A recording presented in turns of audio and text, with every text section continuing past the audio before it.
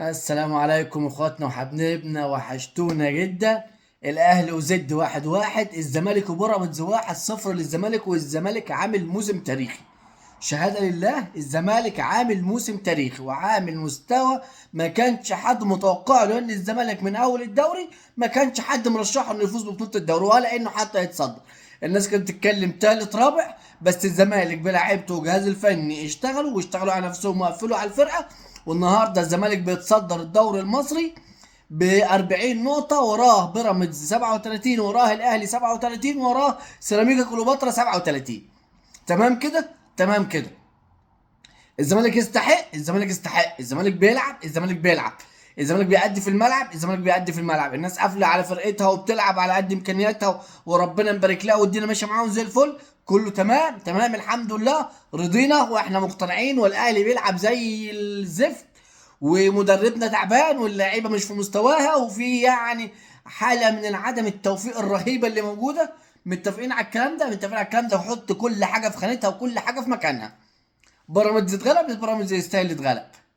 اخطاء التحكيم موجوده، انا ما برميش على شماعه التحكيم. بس نيجي للمهم. خليك فاكر، خليك فاكر ومتاكد ان انا عاصرت فرقتي متاخره في الدوري ب 11 نقطه واخدت الدوري.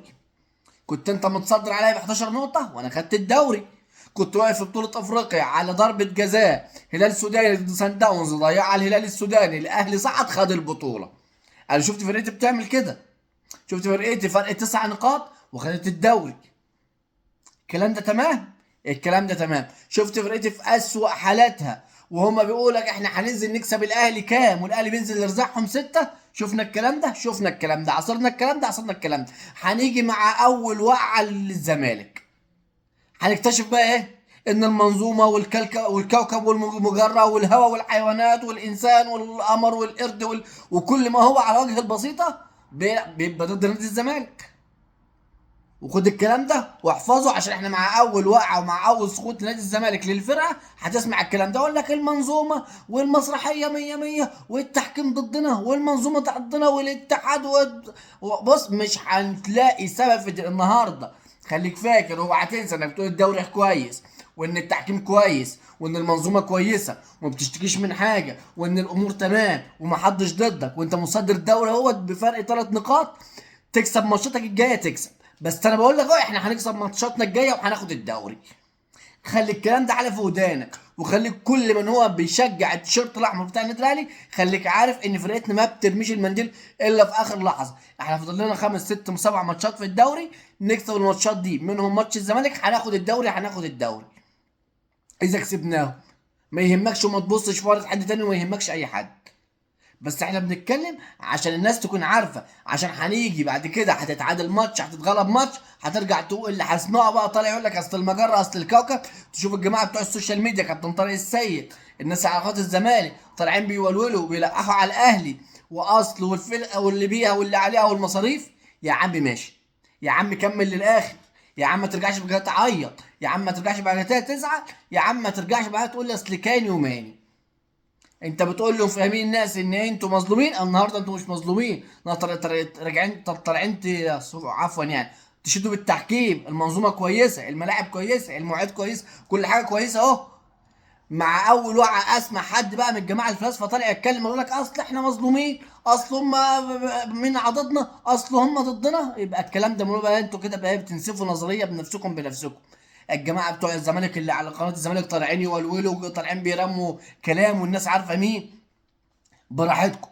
اللوم والعيب على الاداره بتاعتنا اللي ساكته. العيب واللوم على الاداره بتاعتنا اللي ملتزمه الصمت وصايبه الاشكال اللي زي دي تطلع طلع على النادي الاهلي كده. بس على العموم مش مشكله، الحال ده ما بيطولش. الحال ده ما بيطولش. احنا عندنا عدم توفيق يبقى عندنا فيه مشاكل. العدل اساس الملك، اعدلوا في النادي الاهلي عشان عندنا مشاكل. كل طلع راكب الترند. احنا جمهور النادي الاهلي الحقيقه عارفين واثقين في فرقتنا. شفنا فرقتنا في موقف اصعب من كده وخد الدوري، وخد الدوري ابطال عليه. احنا النادي الاهلي وهنفضل النادي الاهلي مهما يحصل. الماتشات اللي جايه الاهلي زي ما قلت يكسبها، منهم ماتش الزمالك ناخد الدوري. الماتش الجاي للاهلي المقاولين العرب وبيراميدز ضد حرس الحدود، ده الكلام ده هيكون يوم الخميس. الزمالك والاتحاد هيكون يوم الجمعه. وكل حدث الحديث والاخبار طبعا هتتوالى بقى الفتره الجايه. اصل عايزين نمشي يستر، اصل كاموش، اصل. التحيه الاولى والاخيره لجمهور النادي الاهلي. واحنا عايزين نشيد بس بتريزيجيه، لان تريزيجيه ابن النادي الاهلي الحقيقي. لو عندنا 11 لاعب بيلعبوا بالروح اللي بيلعب بقى تريزيجيه ما كناش وصلنا للحال ده في الوقت ده من الموسم. لان احنا في الماتش بتاع زد الفرقه لعبت، ما حدش يلوم على المدرب وصلنا باربع وخمس وست انفرادات. كرة في العارضه بتاعت زيزو لو اتعادت 1000 مره، بتاعت تريزيجيه 1000 مره تريزيجيه هيحطها جوه. ثلاث فرص ضايعه من تريزيجيه، فرصتين من طاهر محمد طاهر، وحسبي الله في طاهر وفي اللي مقعد طاهر جوه النادي الاهلي. مش هتكلم حسبي الله في اللي قعد حسين الشحات بره ويبدا بطاهر محمد طاهر، مش هتكلم اكتر من كده. ده بس لان احنا بنعيش في عك كره في النادي الاهلي. احنا عدم التوفيق ده من العك اللي احنا بنعمله. ان انا ادور بين شوبير والشناوي وشوبير في قمه ادائه وفي قمه عطائه، ده ظلم.